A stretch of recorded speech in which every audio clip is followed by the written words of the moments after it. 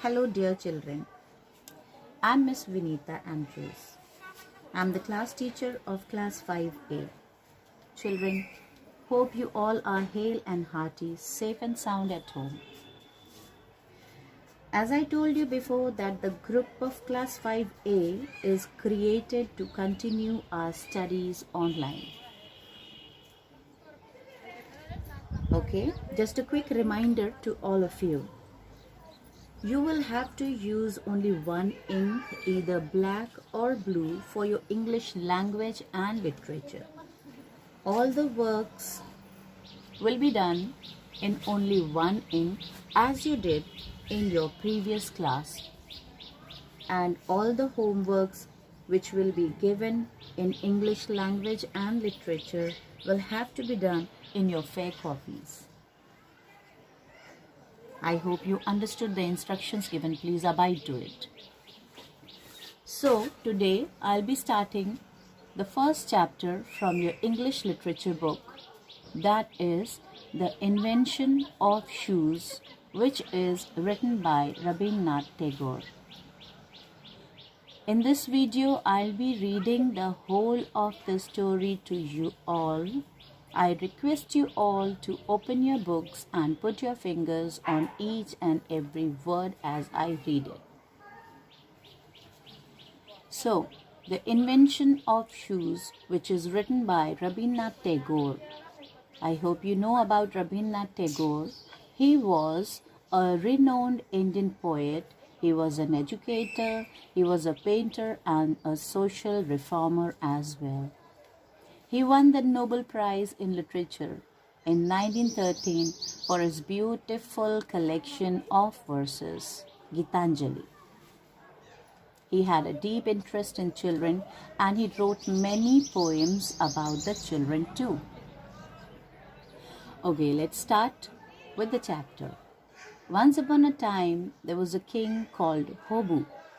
One morning, he summoned his minister and said, "Listen, Goburai, I stayed up all night thinking, why should the dust dirty my royal feet whenever I step on the ground?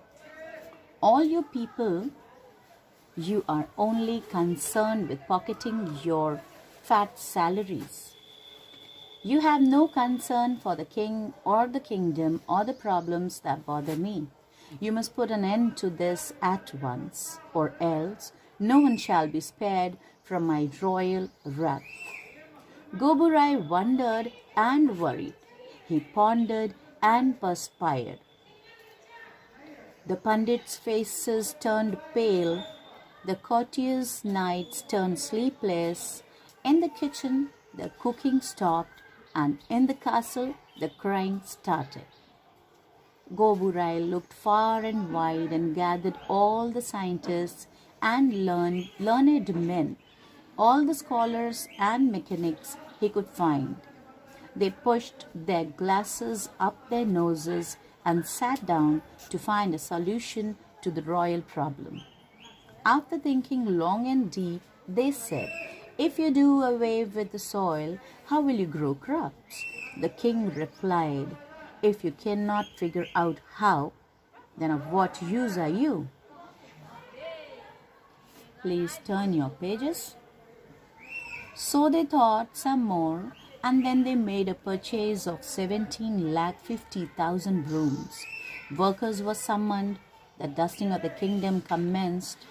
The dust covered the king's face and chest. No one could open the eyes because of the dust. No one could see the sun. People coughed and choked. The kingdom was almost buried under dust.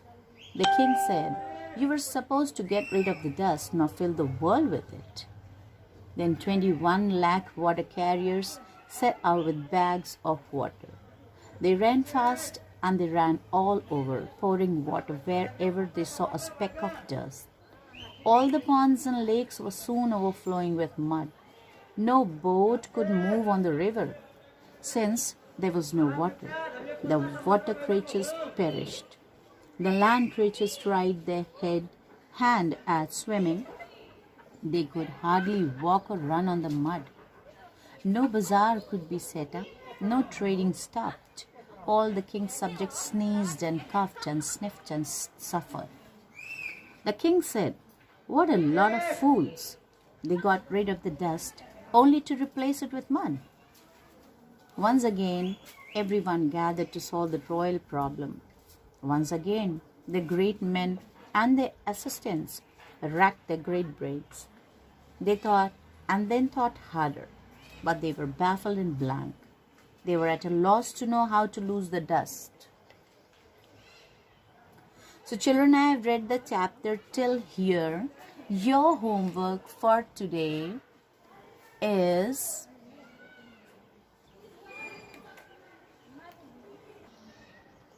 they thought and then thought harder, but they baffled and blank. They were at a loss to know how to lose the dust. Someone said, "Cover the earth with mats, rugs and carpets shall stop the dust from touching the royal feet." Please turn the page. Someone else suggested, "Keep the king indoors. See to it that there is no hole or loophole anywhere.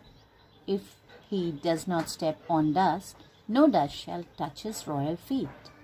The king said, "Very true, but I am worried. If I were to stay shut up indoors every day, all day, then the royal machinery shall come to a stop. My kingdom shall be ruined." Then, taking matters into his own hands, the king announced, "Call the tanners, all of them. Wrap the whole land in leather. This shall be my great contribution, a mighty blanket for the dusty earth." Everyone bowed to the king. "What a brilliant idea, your royal highness," they said. "It is only a question of finding a tanner good enough." The royal emissaries set off in every which way. Everyone stopped what they were doing and rushed out to look for a tanner good enough. Where could they find such a tanner? And where could they find so much leather? At last, the chief tanner of the kingdom presented himself at the royal court. He was an old man. He bowed to the king, smiled a little, and said, "If your royal highness permits, I have a suggestion to make. It might fulfill your wish in a simple yet effective way." "You may make your suggestion," said the king. "Cover your royal feet, your royal highness," said the old tanner. "Then you shall not have to cover the whole earth." If it was all that easy to solve the problem, said the king, would everyone in the kingdom have lost their sleep over it?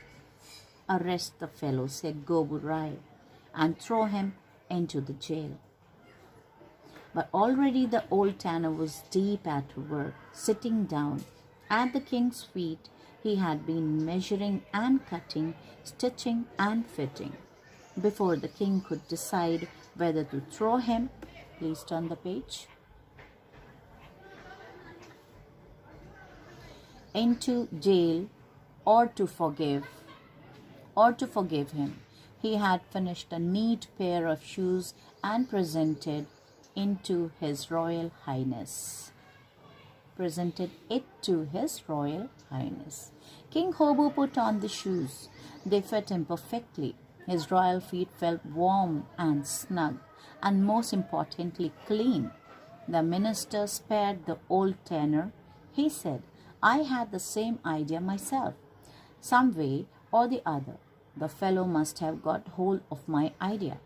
And so from that day began the use of shoes.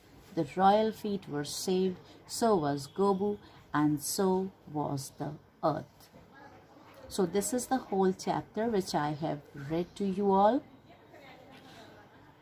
I will be explaining the chapter in the next video. In the next video, I'll be giving you the difficult words, so you will have to be sitting with a pencil and a rough copy in your hand, like it should be handy. Keep it with you, and Whichever work I'll give you in the next video will have to be done in your fair copies, as all of you have bought the copies. And those who don't have the copies with them will do the work in the rough copy. Once again, I want to remind you that it should only be done in one ink, whichever ink you choose, either black ink or blue ink. Thank you.